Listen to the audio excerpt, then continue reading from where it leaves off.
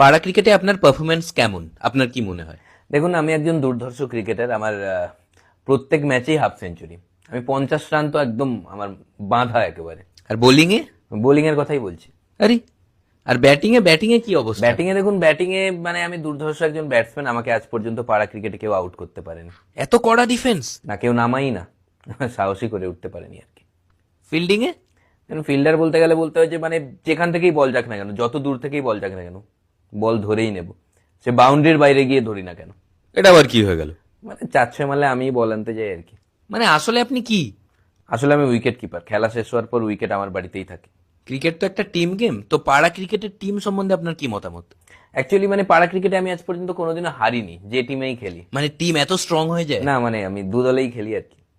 পাড়া ক্রিকেটে সব থেকে বেশি কি ভালো লাগে? আমার পাড়া ক্রিকেটে আমার সব থেকে ভালো লাগে ঝগড়া করতে। আমি ঝগড়া করে অনেক ম্যাচ জিতিয়েছি।